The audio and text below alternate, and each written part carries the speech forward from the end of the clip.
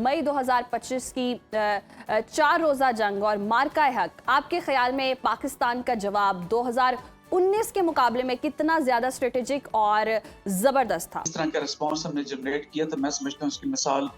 65 war के अंदर और 61 में तो दी जा सकती है, लेकिन उसके बाद मॉडर्न एरा के अंदर अपने से 4 गुना बड़ी फौज को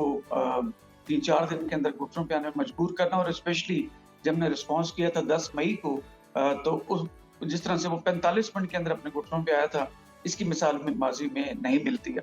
देखिए, जब ये जो रिस्पॉन्स हमने जनरेट किया था, इसमें 2-4 चीजें बड़ी इंपॉर्टेंट हुई थी। सबसे पहले मैं कहूँगा 3 मिथ टूटी थी,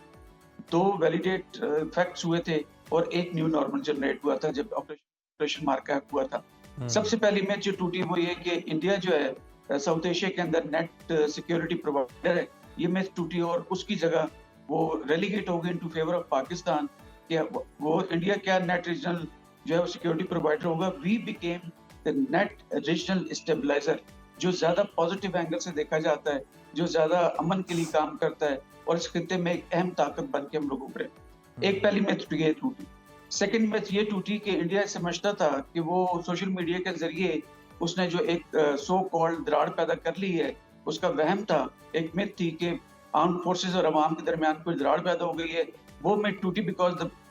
the moment first bullet was fired by the Indians, हमने देखा कि पूरी कौम जो है वो अपने फोर्सेस के साथ हमेशा की तरह खड़ी हुई, डिस्पाइट ऑफ द फैक्ट कि कोई बात नहीं, आपस में डोमेस्टिक लेवल पे डिफरेंसेस हो सकते हैं सियासी क़यादत के और सारा कुछ, लेकिन जब बात पाकिस्तान की तो सारे जुड़ गए।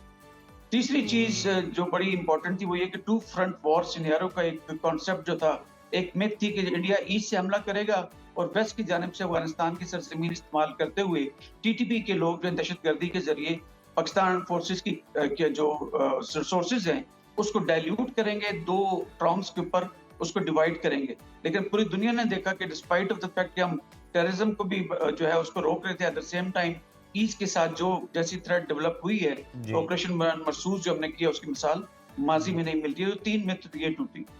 2 चीजें जो वैलिडेट हुई हैं वो ये कि जैसे आमतौर पे कहा जाता है, it's not the man behind the gun but it's the gun which